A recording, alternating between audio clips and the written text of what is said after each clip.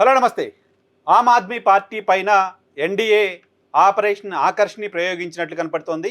ఆమ్ ఆద్మీ పార్టీకి సంబంధించిన 7గురు రాజ్యసభ సభ్యులు తమ రాజ్యసభ పార్లమెంటరీ పక్షాన్ని మొత్తాన్ని భారతీయ జనతా పార్టీలో విలీనం చేస్తున్నట్లుగా స్పీకర్కు లేఖనిచ్చారు.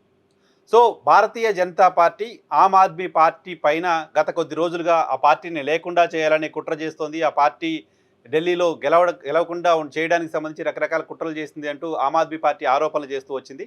ఢిల్లీ లిక్కర్ అంశానికి సంబంధించి లేని ఒక పాలసీ అమలు కాని ఒక పాలసీని బేస్ చేసుకుని ఢిల్లీ ముఖ్యమంత్రిగా ఉన్న కేజ్రీవాల్ని, ఉప ముఖ్యమంత్రిగా ఉన్న మనీష్ సిసోడియాని జైలుకి పంపించిందంటే ఆ పార్టీ ఆరోపణ చేస్తూ వచ్చింది.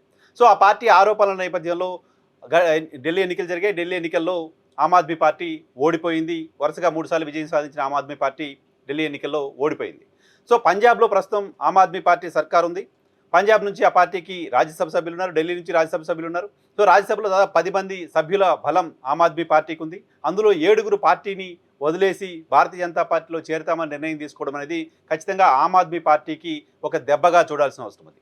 దేశంలో భారతీయ జనతా పార్టీకి వ్యతిరేకంగా కాంగ్రెస్ నేతృత్వంలోని పక్షాలు సరిగ్గా పోరాటం చేయలేకపోతున్నాయి, లేకపోతే కాంగ్రెస్ పార్టీ ప్రధానంగా పోరాటం చేయలేకపోతుంది, ఇలాంటి ఒక ఇంప్రెషన్ ఉన్న నేపథ్యంలో జాతీయ రాజకీయాల్లో భారతీయ జనతా పార్టీకి ఆల్టర్నేటివ్గా ఆమ్ ఆద్మీ పార్టీ ఎమర్జ్ అవుతుంది అని అంటూ ఈ దేశంలో చాలామంది బిలీవ్ చేస్తూ వచ్చారు.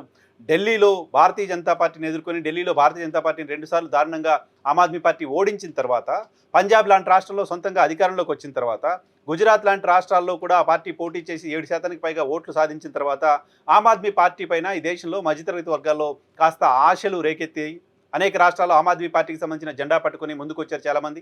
చాలా రాష్ట్రాల్లో ఆమ్ ఆద్మీ పార్టీ పోటీ చేస్తూ వస్తుంది. ఇటువంటి నేపథ్యంలో ఆమ్ ఆద్మీ పార్టీ ఎదగకుండా చేయాలనే ఆలోచన భారతీయ జనతా పార్టీ చేస్తోంది. దానికోసం రకరకాల కేసులు పెట్టి ఆ పార్టీని లేకుండా చేసే కుట్ర చేస్తుంది అంటూ ఆరోపణలు ఆమ్ ఆద్మీ పార్టీ చేస్తున్న నేపథ్యంలో రాఘవ్ చద్దా నేతృత్వంలో 7గురు ఎంపీల బృందం పార్టీకి రాజీనామా చేయడం అనేది భారతీయ జనతా పార్టీ ఆపరేషన్ ఆకర్షణ చాలా సీరియస్గా ఆమ్ ఆద్మీ పార్టీ పైన ప్రయోగిస్తుంది అనే దానికి బలం చేకూరుస్తోంది.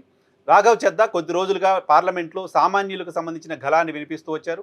సో సామాన్యులకు సంబంధించిన గళాన్ని పార్లమెంట్ వేదికగా వినిపిస్తూ వచ్చారు. ఆయన నియోజకవర్గానికి సంబంధించిన అంశమో, రాష్ట్రానికి సంబంధించిన అంశమో కాకుండా దేశంలోని మొత్తం ప్రజలకు సంబంధించిన అంశాలపైన మాట్లాడుతూ వచ్చారు. మహిళలకు సంబంధించి రూరల్ ఏరియాలో మహిళలకు సంబంధించి వాళ్ళు ఎదుర్కొంటున్న శానిటరీ ప్యాడ్స్కి సంబంధించిన ఇష్యూ దగ్గర నుంచి మొదలు పెడితే ఎయిర్పోర్ట్లో అక్కడ సరైన తిండి దొరకని పరిస్థితి, ఫ్లైట్స్ డిలే అయిన సందర్భంగా ఫ్లైట్స్ డిలే అయిన దానికి సంబంధించి ఎయిర్పోర్ట్లో కంపెనీస్ ఎవరైతే ఉంటారో ఆ కంపెనీస్ ప్రయాణికులకు, వినియోగదారులకు చెల్లించాల్సిన డబ్బులకు సంబంధించిన అంశానికి సంబంధించి కావచ్చు, ఈ దేశంలో టెలికాం కంపెనీలు ప్రజల్ని దోపిడీ చేస్తున్న అంశానికి సంబంధించి కావచ్చు, అనేక అంశాలపైన మహిళా ప్రజాప్రతినిధుల దగ్గర వాళ్ళ భర్తలు లేకపోతే వాళ్ళ కొడుకులు ఇంకెవరో వాళ్ళ పేరుతో పెత్తనం చేస్తున్నారు, ఇది సరైన పద్ధతి కాదు అని కావచ్చు. ఇలా అనేక సందర్భాల్లో అనేక అంశాలపైన, దేశంలోని సామాన్యులకు సంబంధించిన అంశాలపైన, దేశంలో ప్రధాన రాజకీయ పార్టీలకు పట్టని అంశాలపైన రాఘవ్ చద్దా పార్లమెంట్ వేదికగా మాట్లాడుతూ వచ్చారు. ఈ సందర్భంగానే దేశవ్యాప్తంగా ఆయనకు చాలా పెద్ద మద్దతు లభించడం చూశాం. అటువంటి రాఘవ్ చద్దాని కొద్ది రోజుల క్రితం ఆమ్ ఆద్మీ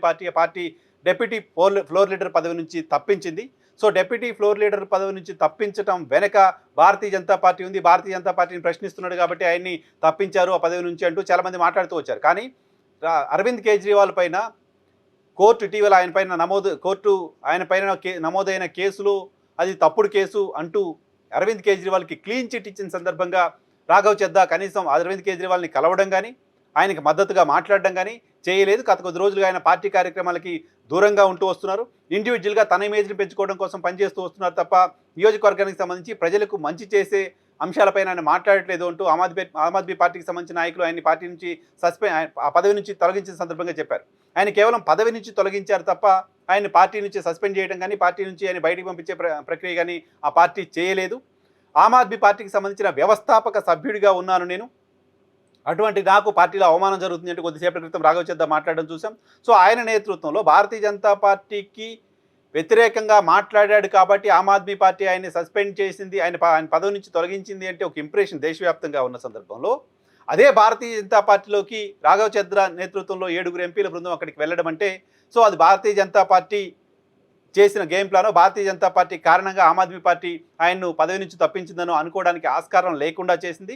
భారతీయ జనతా పార్టీ రాజ్యసభలో ఇప్పటికీ ఇంకా పూర్తి స్థాయిలో మెజారిటీ ఉన్నప్పటికీ వాళ్ళకి 2/3 మెజారిటీ కావాల్సిన అవసరం ఉంటుంది. రాజ్యసభలో చాలా సందర్భాల్లో ఫ్లోర్ మేనేజ్మెంట్ చేయాల్సిన అవసరం భారతీయ జనతా పార్టీకి వస్తుంది.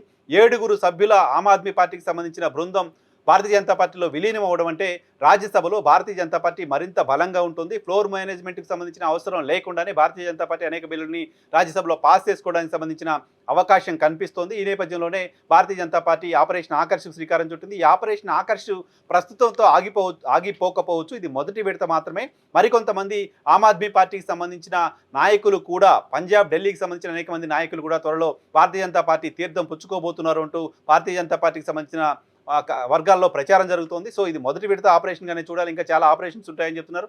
సో రాబోయే పార్లమెంట్ ఎన్నికల నాటికి ఆమ్ ఆద్మీ పార్టీకి సంబంధించిన ఎగ్జిస్టెన్సీని లేకుండా చేసే ప్రయత్నం భారతీయ జనతా పార్టీ చేస్తోంది లాంటి ఒక ఇంప్రెషన్ కనపడుతోంది. సో ఆమ్ ఆద్మీ పార్టీ పుట్టిన తర్వాత ఈ పుష్కర కాలంలో మొదటిసారి ఒక బిగ్ స్ట్రోక్ని ఆ పార్టీ భారతీయ జనతా పార్టీ వైపు నుంచి ఎదుర్కొంటున్నట్టుగా భావించాల్సిన అవసరం ఉంది. ఈ బిగ్ స్ట్రోక్ని ఏ రకంగా ఆమ్ ఆద్మీ పార్టీ తీసుకుంటుందో చూడాలి.